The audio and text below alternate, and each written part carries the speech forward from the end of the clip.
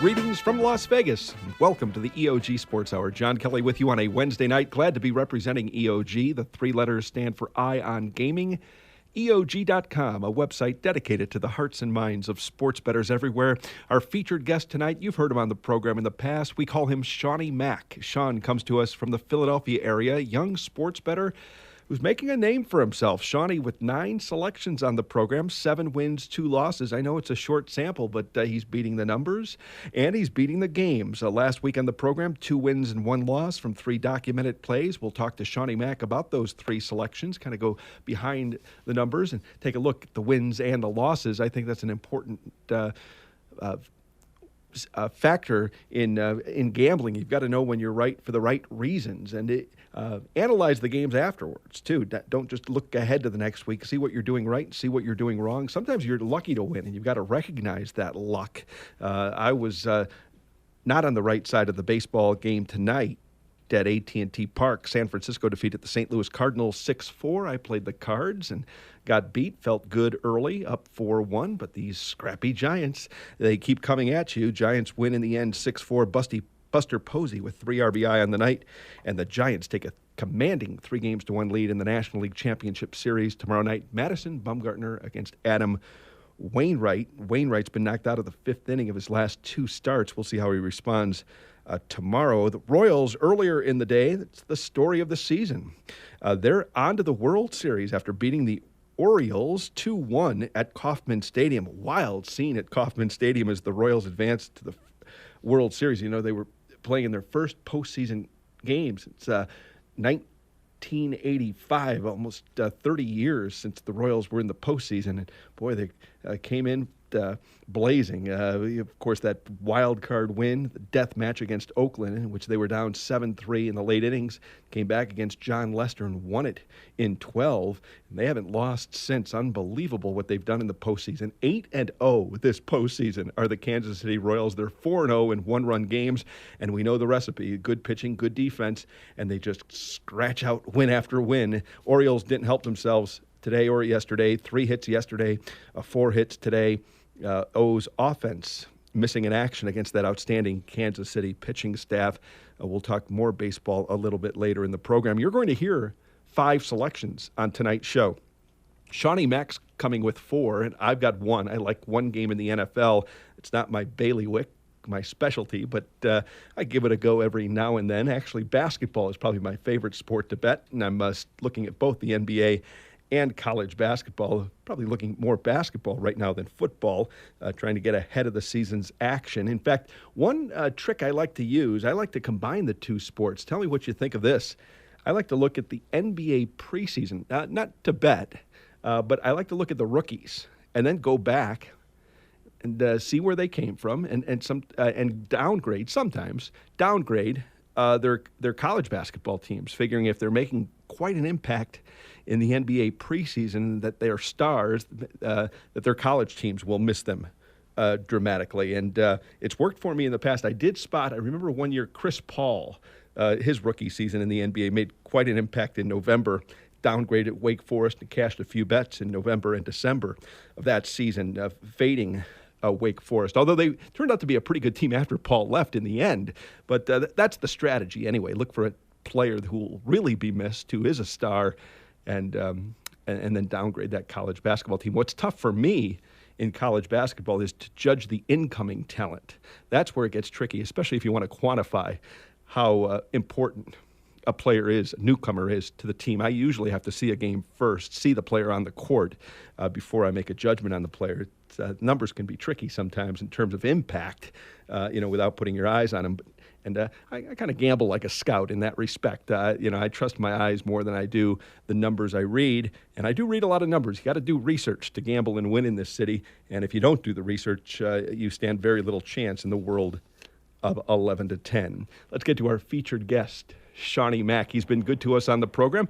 Not only good with content, good with the selections, and an interesting guy, too. Seanie Mac, good evening, and welcome to the program. Hey, John, how are you? I just want to apologize if my voice gets a little raspy. I've been battling a cold for, it seems like, a week now with this East Coast weather.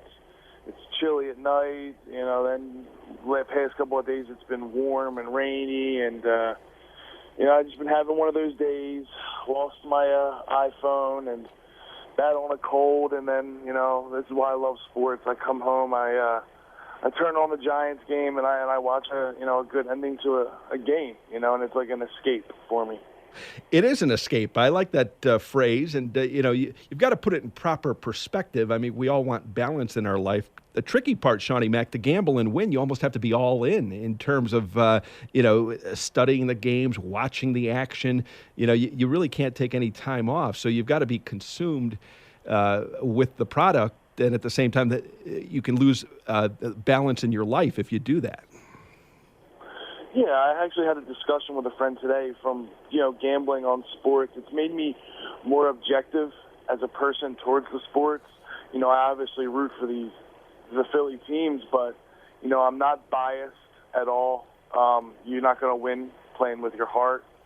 And, I look at things, I think, more clear as from a sports gambling perspective as I would as a fan. I've never been, well, I shouldn't say never been a fan, but for the most part, since gambling 17, 18, 19 years old on sports, I mean, I understood quickly, you've got to throw the fan stuff out. And, gamblers, we invest. It's a financial investment, not an emotional investment. And I don't get fans, quite frankly, Seanie Mac. I would never put my heart on the line and waste any emotion on the outcome of a game as a fan. I mean, financially, sure. But emotionally, not a chance. Yeah, I don't think my personality is built to be a hardcore SEC football fan. They get so into it. Some of these people, like me, I'm more reserved during games. I'll bet against the Eagles, 16 times in a year if I'm going to win. If they lose, then oh well. It's always been about cashing the ticket for me. Here. And I'm a fan. Here's what I like, Seanie Mac. Tell me your likes and dislikes. I'm a fan of the rule book. I like sportsmanship. I like smart play. Maybe that's number one. I can't stand dumb. I cannot stand dumb. I want smart strategy. I want smart play calling, smart coaching. I like smart players. So I like and I like organizations who do it right, to the classy ones. I think the New England Patriots in football, or the San Antonio Spurs in basketball. I like the ones that are at the top and setting the trends for the others to follow. I think we're seeing a team right now, the San Francisco Giants, that is pretty much what you just said. They just do pretty much seems everything right. Like they're boring. They're the San Antonio Spurs of baseball, but they win games. I saw Bochy make I think 3 or 4 pitching changes from just when I turned on the game, and it's just smart and strategical. Pretty much coaching every game like it's your last when you get to the playoffs here. And you've got to do that. I like that too. Sometimes they wait till later in the series to be life and death. No, you're life and death when the best of 7 starts. I like going for the jugular early in a series. And Giants with an important win here. They can wrap it up tomorrow with their ace, Mad Bum, on the hill. And Bumgarner's been good in the postseason. Wainwright, not so much. Big play in this game came in the 6th inning. 2 plays, in fact, back-to-back. Both involved first baseman for the Cardinals, Matt Adams. Yeah. We've talked about it in the past on this show, Seanie Mac. It's interesting what happens with first basemen in baseball when they have to make a throw. Now, normally they don't throw. Oftentimes, the first basemen are not involved in a lot of throws. But when they do throw, it's usually at a critical juncture in the game, at a critical play. A lot of, they're either throwing to second, throwing home, one of the two typically, although, you can see them in other spots. Sometimes they throw across the field to third, but that's rare. But when they have to throw, it's usually a critical throw. And Adams blew 2 errant throws back to back. Yeah, there's the old saying in baseball, the ball will find you when, and it just happens to, I saw the 2 plays you're talking about, and, you're right. First basemen, they don't throw a lot, and, an extremely critical point in the game, and, the ball found them. And he did not come through for the Cards, a team that a little bit like the Giants, and they do what they have to do to win. This could be a World Series where we get two wild card teams facing one another, and not only two wild card teams, two number 5 seeds, if you will, because remember, two wild card teams in each league now, in both the Royals and the Giants. During those death matches, they were on the road. The Royals had to play in Oakland. The Giants had to play in Pittsburgh. So credit both the Royals and Giants for doing what they've had to do in the postseason. They're just not winning, too, Seanie Mac. They're winning without losing. I mean, it's amazing. The Royals sweep the Orioles, haven't lost in the postseason yet. And the Giants, they have some kind of postseason run as well. Yeah, I guess it's so far that we can say that this wild card playing game has been an absolute success. I think it's going to motivate more teams around the trade deadline to make more moves just to try to get into that, that play-in wild card game. Maybe not, give up that prospect because, I mean, like you said, we're seeing, the Royals who I don't think they plan on losing a game ever again, and the Giants, it's been an interesting year for baseball. I'll say that. It has. It brought speed back to the game, I think, with what the Royals are doing. The Giants play well in their ballpark. They're confident in what they're doing. I thought their pitching staff wasn't enough to get the job done. I thought that was a good pitching staff maybe back in 2009, but they're proving me wrong. And I love the ace, Madison Bumgarner. I do love him. Hudson, Peavy, don't trust them as much, but they're past their prime, but they got some back class. So I'm not going to underrate the Giants anymore. Royals and Giants, get them in the 2014 World Series. I don't think the television executives will like it much. Kansas City against San Francisco, but no, not at all. The American League will host the World Series. Game 1 will be in Kansas City at Kauffman Stadium. They'll get underway Tuesday of next week. And Seanie Mac, make a price for me. If we see the Royals against the Giants, make the best of 7 price right now with Kansas City having home field advantage. And do note, the Royals this past August swept the Giants. They beat Bumgarner, Hudson, and Lincecum on consecutive nights. I would open it up maybe at the very highest, Royals minus 120. I think that's a virtual pick'em of a series. They're very even. They're not going to wow you too much with the long ball. Even Ned Yost, being an AL manager, tends to play more of a National League style of baseball.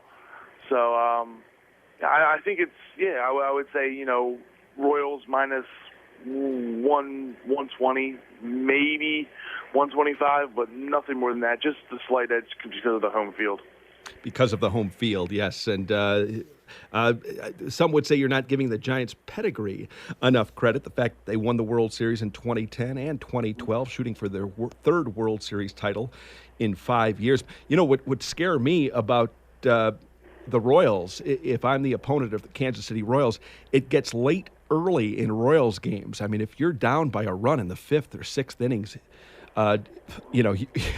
you better get going, because once the 7th inning starts, Herrera to Davis to Holland, that's like an unbeatable trio. Greg Holland with 4 saves in the American League Championship Series. The ALCS MVP was Lorenzo Cain, but the pitching and the defense, and it's not so much who starts the game for Kansas City, Seanie Mac, it's who finishes. Yeah, I mean, Wade Davis was almost, I don't want to say a throw-in in the James Shields deal, but I don't think anyone expected him to do what he's doing since he was primarily a starter. And, Kansas City has found success putting him in the bullpen. So, I think we're starting to see more in baseball now as a shift, or with power numbers and offensive numbers being down, teams really starting to focus again on quality bullpens. Because it's so rare that, pitchers go more than, 6 innings or 100 pitches. And with the amount of money that pitchers are getting paid, it's almost like managers want to protect the investment. They don't want to overwork them unless, and there's always exceptions to the rule. Clayton Kershaw, I think, could probably throw 15 innings in a game if he had to. But there's such a disparity between, let's say, like a guy like Clayton Kershaw and then, let's take, for instance, a guy from the Phillies like Kyle Kenrick. Kyle Kenrick is probably the Phillies' 4, maybe a 3 in the rotation. And it's just, you've got the top tier pitchers in the league. And then I think there's such a huge drop off just from the second tier. So I think that's where teams are starting to realize that, we've got to have good bullpens, to win games these days because, pitchers just don't go deep in games anymore. I think it was Ed the Stat Man a couple of weeks ago who said on this program before the playoffs started, starting pitching is overrated in the postseason. And at the back end, the bullpen is underrated without doubt. And I love what the Royals are doing right now. You know what's great about the Royals story, Seanie Mac, is they're doing it in the face of the big money teams in the American League. When even though the A's aren't big money, when they went out and acquired Samardzija and Lester for the postseason drive, and then the Tigers spent big money. David Price, they recruited Price for the postseason. Of course, Artie Moreno and the Angels, they opened up the checkbook and they paid millions to guys like Pujols and Hamilton and Trout. But the Royals are doing it against teams with big bank.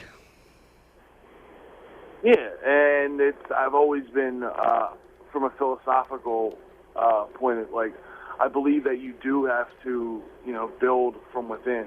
The Royals are never going to have a payroll, 120, 130 million.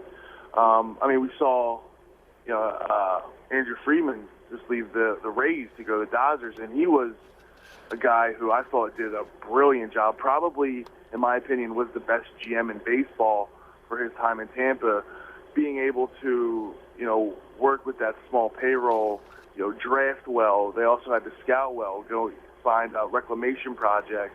And not just that, when they were ready to deal players that they couldn't afford anymore, being able to get the maximum return.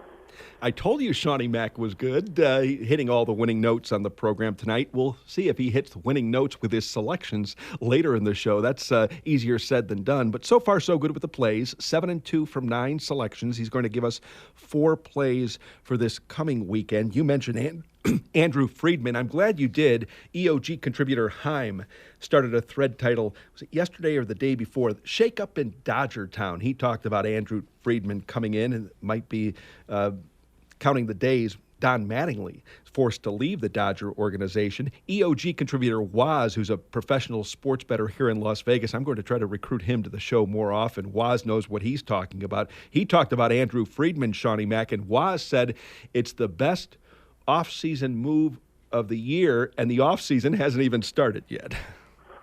Oh yeah, it's a great move. I was a little surprised to see him leave Tampa Bay, but I think he, just wants to, maybe a change of scenery, try something different, maybe work with a little bit of a larger payroll. But I think he's going to bring, what I like to call small ball teams and bring it to the Dodgers and really try to, not go out and give all this money to big-time free agents, but, build up through the farm system, and they're going to have more money to spend. And I think, I thought that the Red Sox, and even the Yankees too, I thought they were at best when they were able to bring guys up, not trade off all of their prospects, but kind of build around their homegrown talent.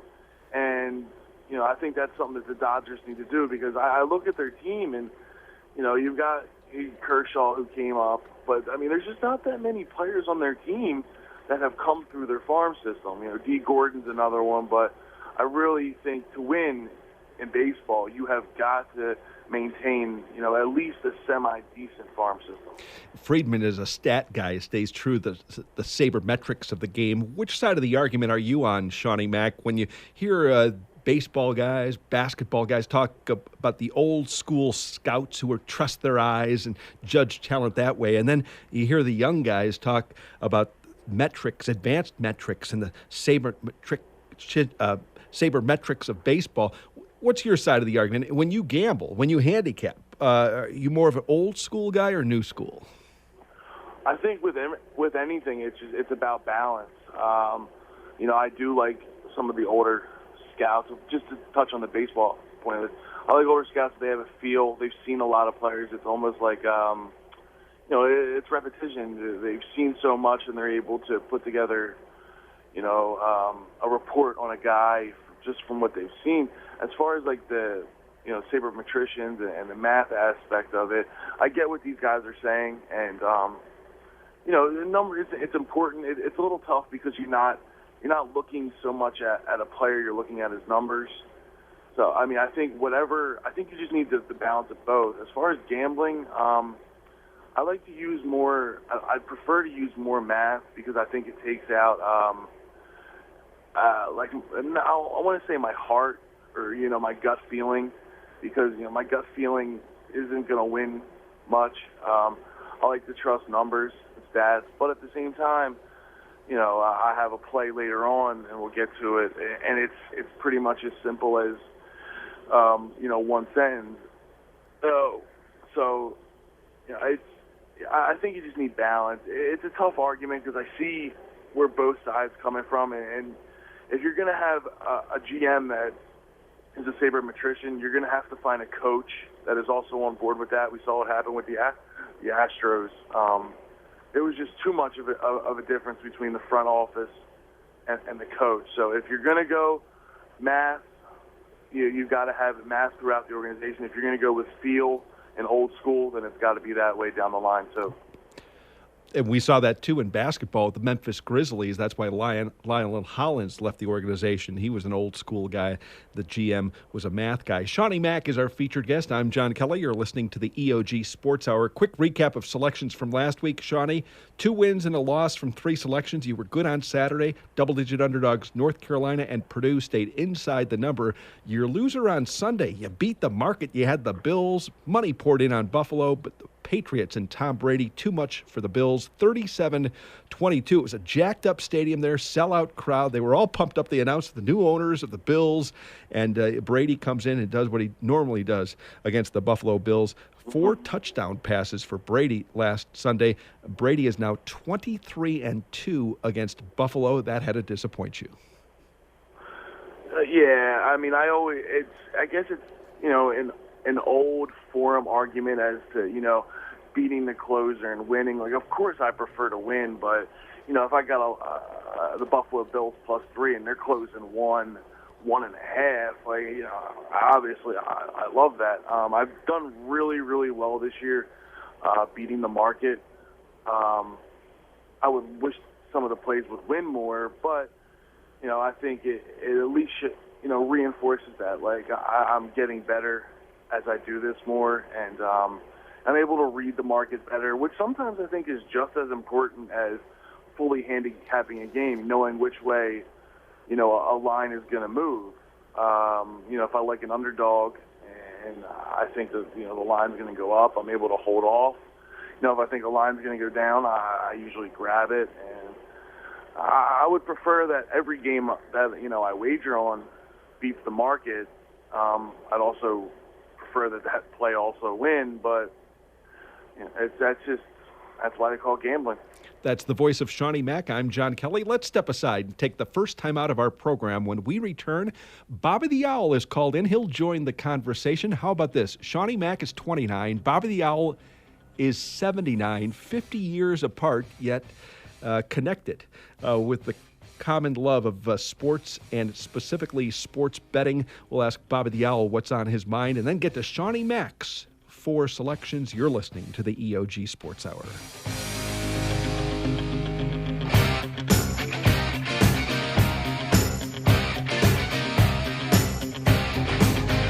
There's no such thing as a sure thing, unless you're talking about Ion Gaming. Ion Gaming is a website dedicated to the hearts and minds of sports bettors everywhere. If you're looking for smart, sophisticated sports handicapping information and insight, go to EOG.com. If you're looking for the latest news on the ever-changing landscape of Nevada's race and sportsbook industry, go to EOG.com. If you're looking for the most recent developments involving the worldwide sports betting scene with an emphasis on the leading sports books in San Jose, Costa Rica, go to EOG.com.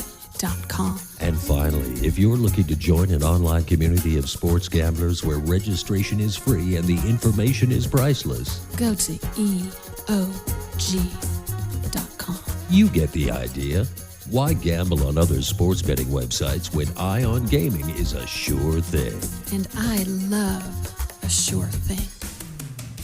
Hi, this is Rick Alec, president of Sports Options. Sports Options is a sports information tool designed to give sports bettors of all types the necessary edge needed to improve their bottom line. With Sports Options, you'll never lay a bad number again. We provide you with live odds from the leading sports books in the world, from Costa Rica to Curacao, London to Las Vegas, and everywhere in between. Sports Options also provides the fastest and most accurate injury information, lightning-quick score updates, and game analysis from 30-year handicapping veteran Mark Simons. We offer affordable services for players of all levels, starting at just $99 per month. To see which service best fits your needs, you can take advantage of our 7-day free trial. No credit card is needed. Just go to www.sportsoptions.com and click on the free trial link. I'm confident you'll be impressed with our product, and you'll find it the most complete and comprehensive on the market. In fact, if you don't like Sports Options after 30 days, we'll refund you 100% of your subscription costs, no questions asked. Go to sportsoptions.com for all the details, or call 702-835-1743, and one of our friendly customer service representatives will be happy to help you. Sports Options, information you can bet on.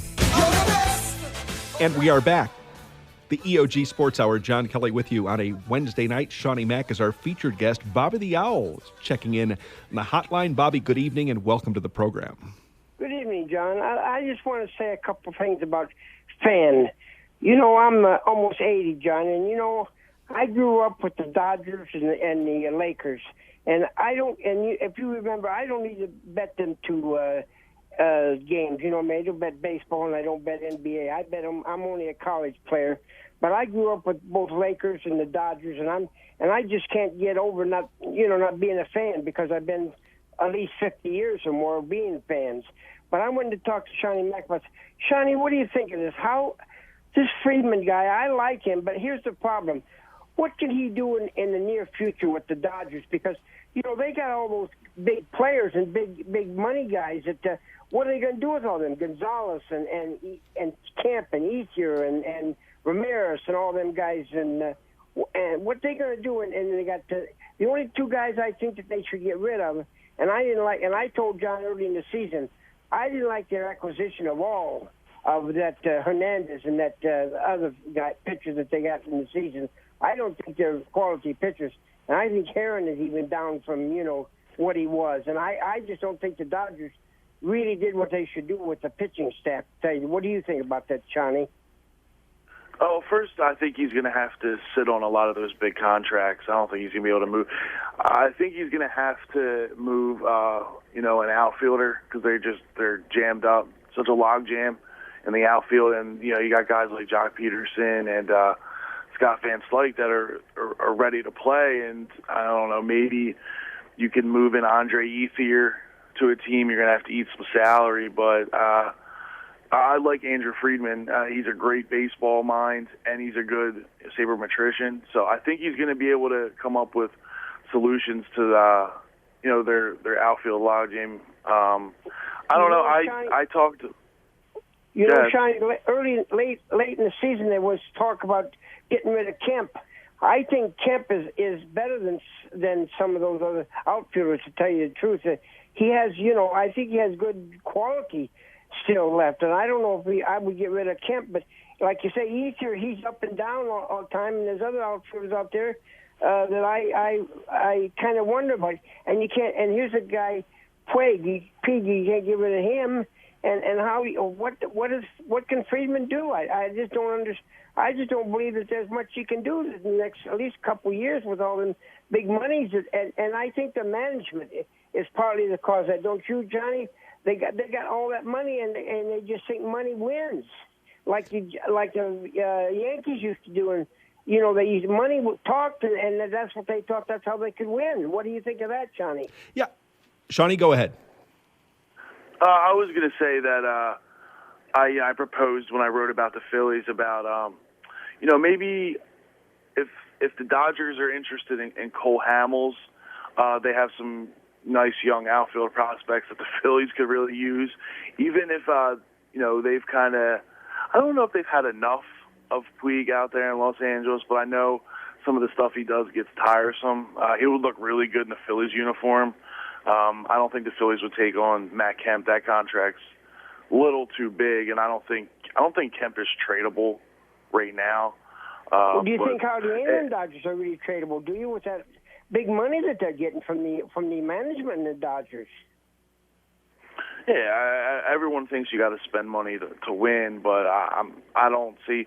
Friedman doesn't think that, and I bought into Andrew Friedman back when he brought Tampa Bay to relevance when they lost to the Phillies in 2008 when he really burst on the scene. And no, he's gonna prove that you don't have to spend all this big money to put together a winning team, but it's going to also take some time for him to clear some of these bad contracts. Bobby, from baseball to football, what game are you most interested in this weekend? I told you already. I'm interested in the against North Carolina a lot. I just think North Carolina. They're a bad team this year. They're not a good team at all. Last year they were competitive. This year they're not. And I think that the coach and the players and the whole town was all set up for the Dodger game.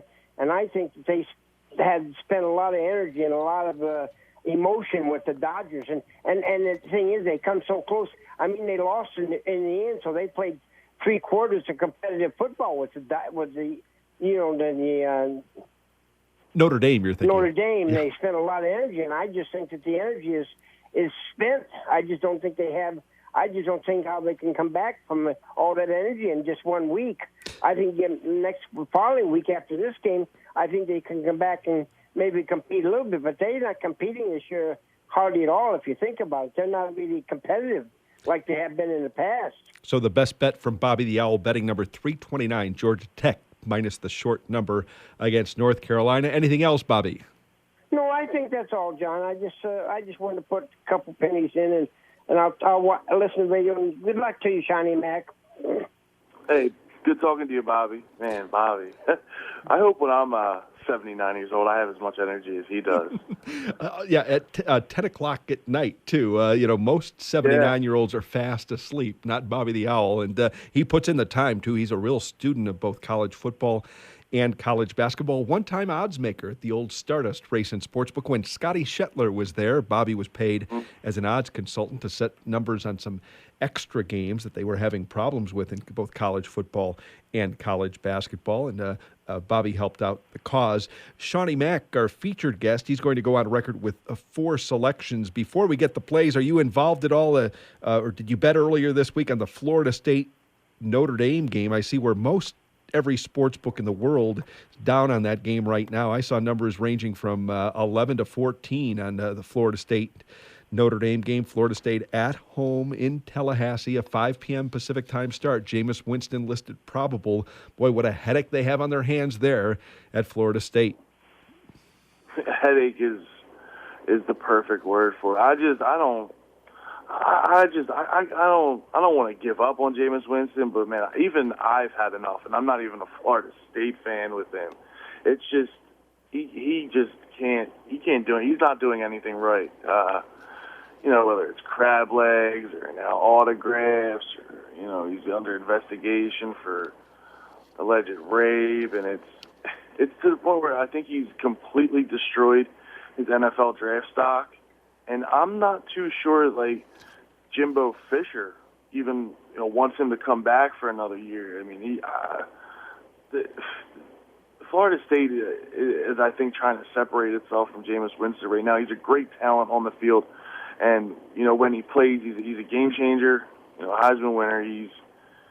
He makes a difference on the field. But man, and for all the reasons why Derek Jeter will always be beloved is, he was just as good off the field as he was on the field. I believe it was Steve Spurrier back in the day who once called FSU Free Shoes University. I think they wish they had those kind of problems now, but with Jameis Winston, he's an embarrassment to the university, is right. And just forget about guilt or innocence, just the mere fact that he's involved in all these situations, it doesn't speak well to his future. And you're right about the NFL, too. It's hurting his stock in a league where character is beginning to matter a lot more than it once did. Yeah, all these recent domestic violence issues, and if you're going to draft a guy to be your quarterback, I mean, you've got to know that this guy is fully committed to what's going on, on the field. You don't need to be worrying about what this guy's doing on a Saturday night on a bye week. And you're almost cringing, you wake up in the morning and you turn on SportsCenter and, you don't want to see that, the quarterback of your franchise is involved in another incident. And, I don't know, because it's just every time he goes to these press conferences, it's like everything that comes out of his mouth is a lie. It's just lies, and, then the truth comes out. And he's just, I think he just got, too big for his britches, if you will. He just got too much exposure, too much fame, too quickly, and he just doesn't know how to handle himself. He'll be in the spotlight on Saturday night if he plays, obviously, ABC to televise, and, it'd be interesting to see how they handle the broadcast and how college football deals with it as well, because he's the face of college football. Florida State goes undefeated this season. They'll play 2 games in the college football playoff. They'd probably be favored in their semifinal round match. And then, tough to beat, I would think, in the championship game, although their game is off. They're not the same Florida State we've seen in past seasons, certainly not last year. I don't think they stack up, even though they're a perfect 6-0 on the season. I show them at 1-5 against the spread, so they're not playing to expectations. And double-digit home favorite against Notre Dame, somewhere in the neighborhood of 11-14. I heard Nick Bogdanovich earlier today from William Hill say on Matt Humans and Dave Koken's show that they'd probably hang 11 in the near future. So Florida State 11 over Notre Dame. Did that game make your card, Seanie Mac? Did you play it at all before they took it down? No, I just. I couldn't find anything in that game one way or another, and I didn't feel like if I choose Florida State and then something happens with Winston tomorrow and I'm stuck laying a bad number. I just chose to just be a fan for that game, if you will. I'm Irish, you're Irish, so I always try to watch Notre Dame games, but I think it's just a good game for me to watch, and I don't see much of an edge either way in that line. I could make a case that Florida State, beats Notre Dame by 4 touchdowns, or Notre Dame wins outright. Notre Dame always seems to struggle with these athletic type of teams, and I don't know. I think it's more of a test for Notre Dame than it is Florida State. Obviously because of the number, but it's about time that Notre Dame starts competing with these more athletic type Southern teams. Seanie Mac, we're ready for your 4 selections. Play 1 of 4 on tonight's program. All right, I'm going to start off with 364, California Golden Bears, +7. UCLA is their total defense is ranked like about 90th. And to counter that, Cal has the 14th best total offense, actually the 4th best in passing. Cal's defense is worse than UCLA's, but UCLA's last 2 games, losing to Utah and to Oregon. I haven't been a believer in UCLA since the beginning of the year. I thought they were overrated, a fraud all year, and I think California is going to win this game. Betting number 364, Cal +7 over UCLA. This is an interesting situation from an odds standpoint. A lot of 6.5s are out there at some of the sharper spots. A lot of 7s are in the Vegas joints. When the offshores are at 6.5, Vegas is at 7. Typically, the knee-jerk reactions grabs the 7 because the numbers probably headed downward. Vegas slow to react, I think, in this situation. Betting number 364, Cal +7 over UCLA. That's the first of 4 plays from Seanie Mac. Play number 2. I'm going to get ahead and bet my favorite college football team, 387, Tennessee Volunteers, +16.5. This is just a great, a unique situation. Last 2 weeks. I'm sorry. Ole Miss has played, Bama and A&M. Then after, the next 2 weeks after this, they play LSU and Auburn. Just a great spot, like sandwich. I like this young Tennessee team. I've had them a couple of times this year, it's just one of those situations where I think they're so young that the magnitude of this game isn't going to affect them. They're just playing football right now. They're not going to be good this year. They're building towards 2, maybe 3 years down the line when they're going to be able to compete in the SEC. And I like them to keep it close against an Ole Miss team that's, it's new to the coach and to the team to be in a situation where they're ranked in the top 3 in the country. Ole Miss looked good last week on the road against Texas A&M, winning 35-20. But Seanie Mac says take young Tennessee team on the road plus the points against Ole Miss, take 16.5. There are a few 17s out there, but 16.5 is the widely available number, and that's how we'll grade Seanie Mac. So Cal plus 7, Tennessee plus 16.5. Your third play. Let's head over to the NFL. 463, Atlanta plus 7. Let's keep with I don't think I've given out a favorite on this show yet. I do like underdogs. 463, Atlanta plus 7. They're just off a terrible loss at home to the Bears, and Baltimore just blew the brakes off of Tampa Bay last week. I mean, I think they scored 5 touchdowns in a quarter or quarter and a half or something. Yeah, it's a term I like to use. Atlanta is it's a beautiful, ugly dog, and I think Mike Smith, his seat is starting to get warm, and he really better start taking this season a lot more serious right now, because this is a team that's loaded with talent, and there's no reason they should be losing games at home to the Bears. So I like them to come out and at least cover. I think they can win this game, though. Betting number 463, the Atlanta Falcons. An ugly dog, says Seanie Mac. Take the Falcons plus 7. Beautiful. Beautiful ugly dog. A beautiful ugly dog. I like that even better. I want to say it was Wayne Root back in the day. I'm not sure if that name rings a bell. He's in the sports. Oh, yeah, I've heard of him. Yeah, not the greatest reputation around. He did have a good line, though. He used to say, it wasn't the hard side.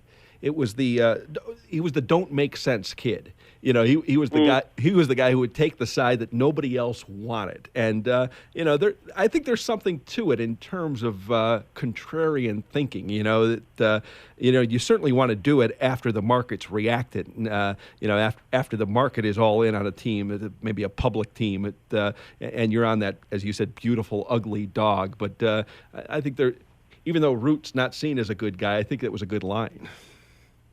Yeah, the majority of my plays are, I guess you could say, contrarian. But, then again, I also bet, I think, what I was reading all over of Twitter and stuff, I had the Denver Broncos on Sunday, and I got lucky with a pick six on a huge, public play. So, yeah, you got to mix and match. But for the most part, I like some beautiful, ugly dogs. I'm thinking of EOG contributor 2 Win 2 Place 2 Show. Seanie Mac, you said earlier in the program, you try to gamble with no bias, and 2 Win 2 Place 2 Show is of the belief we all have biases, conscious, sometimes subconscious, that, sometimes we don't recognize those biases. And that got me to thinking about my biases in handicapping. I mentioned earlier in the show, I love smart teams. I'm like you, I love the dog. I also like the under. So I know I'm biased that way. So am I biased if I recognize my bias? I guess I still am, but that's usually the way I like to bet dog and under. Yeah, I never thought about that. I agree with that. I guess I am more biased towards underdogs. I also like unders. So, yeah. I guess I have to recant my statement. I'm now biased. Well, the beauty of it with the dogs and unders, when the game starts, you're favored. That's how I see it. Tick, tick, tick, the clock on your side. When you've got the dog, when you've got the under, the other team has to do something. You don't. You just have to stay competitive. So I like that edge. And I almost see it, too, as a situation where, when you go to buy a new car, as soon as you drive it out of the lot, it's not worth what it once was. It's not that sticker price anymore. And that depreciation happens quickly. I think the same is true with favorites and overs. As soon as you buy that team and the game starts, you've probably laid a little bit more than you should have in terms of inflation. But yes, absolutely, especially in the NFL where I do believe, and I think you probably believe it too, that closing line is probably about as tight as it's going to be. If you don't respect the NFL market, you probably don't know what you're doing. You've got to know that there's a lot of money in the market and that those numbers are good. And they're easy numbers to set. I mean, it's not rocket science. Even though they score in 3s and 7s, the way I see it, I kind of break it down in terms of possessions, Seanie Mac. I kind of grade a field goal as a half point and a touchdown as a full point. And, a lot of times you're not going to beat teams by 3, 4, 5 possessions. I mean, this year there have been some blowouts, but for the most part, teams play to the score. So it's kind of a regulated 60-minute game, unlike college football where we see scores all over the map and margins very wide. The NFL is somewhat plight, and especially division games where they have to see each other twice. But it's such a regulated game that you can kind of see the scores happening as they happen. Once a team gets up a couple of possessions, the play changes. Yeah, in the NFL, you're not trying to blow a team out for style points. That's where it comes in, maybe, about sportsmanship and not being, just an idiot of a coach trying to, run a team out of town. But in college football, you've got to hang 60 some weeks, and that was with the BCS and style points, and who knows what this playoff committee is going to look at. Are they going to look at a team that's blowing everybody out, or so I think it's going to be interesting to see get that first playoff under our belt. I mean, I wish it was 8 teams instead of 4, but I think. And I like the BCS. I think it's good that we're at least, giving the playoffs a shot here. I'm with you, and I'm okay with 4. I was okay with 2, but I'm fine with 4 too. 8-16, that gets a little bulky for me. It's such a different game too than basketball, having these guys wheel back. And we talk about all the problems in college football. This is the least of their worries, after all. Crowning a champion, they've got some integrity issues they have to take care of, I think, before they address expanded playoffs. They're the very dirty house that they need to clean up. But the college football playoff is here, and we'll see semifinal games in early January. And about 10, 12 days after that, the championship game. I know on Tuesday, October 28th, that's the date when they'll announce their first top 25. It's really the only poll that matters anymore, the 13-member selection committee, to give us a top 25 on ESPN Tuesday night, October 28th. I'll be tuning in for that. Should be interesting, and might find a bet or two off of those rankings. And if teams feel disrespected, or teams feel, as Seanie Mac said, the beauty contest, they have to do a little bit more on the field and hang 50 or 60 on a team, might end up happening. Seanie Mac, our featured guest, he's given us 3 plays already. We're waiting for one more, and then we'll take a quick break, and I'll come back with my top play for Week 7 in the NFL. Seanie Mac, what's your 4th and final play? I'm going to go with 469, the Kansas City Chiefs +4. I mentioned earlier in the show, pretty simple. For whatever reason it is, Andy Reid is amazing off of buys. I think he's only lost once off of a bye, and they're an underdog here. I like what Kansas City's doing. They're turning around. They're running the ball with Charles. I think they struggled a little bit earlier on in the season. But that game against the Patriots, where they went and blew them out, I think it's more of a testament to them than it was with the Patriots' struggles, because the last 2 weeks, the Patriots have really put it to teams. And I think from here on out, Kansas City is a team right now that's going to be undervalued, and then I think in about a month they'll be overvalued, because I really think they're starting to put it together. Sharp minds think alike. Last night on the program, Alan Dinkinson and Generous J both landed on the Chiefs. They grabbed 4.5. Seanie Mac gets 4. He still thinks it's a good bet against San Diego at Qualcomm. It's a wise guy side, the Chiefs, plus the points against the Chargers. Seanie Mac, job well done yet again, young man. Can we get you back next Wednesday night? Sure. I mean, I guess as long as my plays don't go 0-4, or maybe if they go 4-0, I could become a tout, start selling my plays, What do you think about those who do? Hey, whatever. That's their business. If that's something they want to do, if there's a person buying it, go ahead and try and sell it. I, too, defend their right to sell. My problem comes with the methodology, the sales techniques, how they get the sale. It could be somewhat dirty. Yeah, it's a dirty business. There's a few out there that do it by the book and do win. Me personally, I would never wager my money on some guy's opinion that I don't know and probably isn't putting too much more effort than I put in just right here, just with a couple sentences on a quick recap of why I like a game. So if that's for people, they can go ahead and do what they want, and I'll do what works for me. Seanie Mac, thanks for the time. We'll chat with you next Wednesday. All right, John, have a good evening. Seanie Mac on the program. We'll take a quick 1-minute timeout. When we return, I'll go on record with my best bet for Week 7 in the National Football League with this disclaimer: don't make a living betting professional football. It's a tough act, is the NFL. I'd love to book it. I don't book it, but boy, those who book it, they must love the product. Back with more when we return.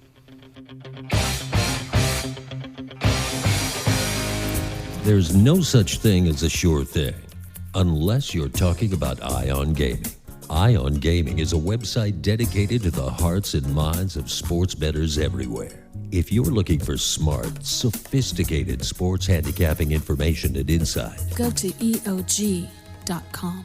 if you're looking for the latest news on the ever-changing landscape of Nevada's race and sportsbook industry, Go to EOG.com. if you're looking for the most recent developments involving the worldwide sports betting scene with an emphasis on the leading sports books in San Jose, Costa Rica, Go to EOG.com. and finally, if you're looking to join an online community of sports gamblers where registration is free and the information is priceless, Go to EOG.com. you get the idea. Why gamble on other sports betting websites when Ion Gaming is a sure thing? And I love a sure thing.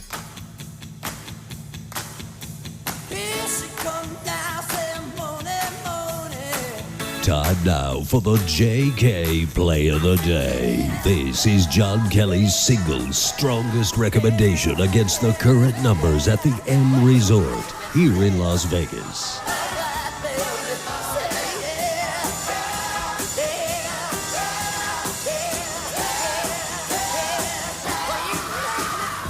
Game 457-458. Cleveland on the road against Jacksonville. The Browns 3-2, coming off that dominating 31-10 win over Pittsburgh. Meantime, the Jacksonville Jags, here we go again, 0-6.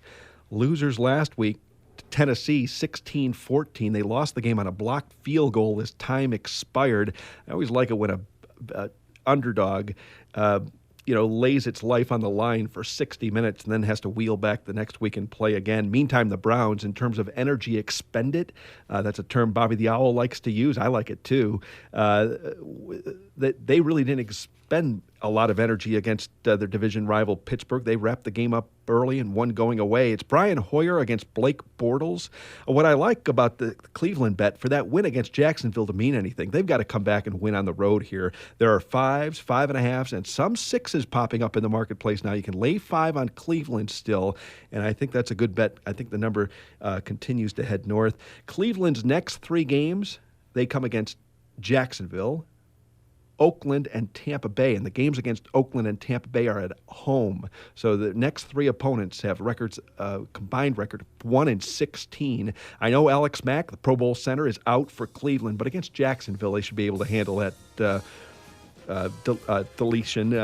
Mack, one of the best centers in the league, his payday shows at 5 years, $42 million, out for the rest of the season with a broken leg. But I think they overcome that. Besides, the worst offensive line is on the Jacksonville side. Offensive line that's allowed 27 sacks in 6 games. Browns -5 over the Jags. That'll be my top play for Week 7 in the National Football League.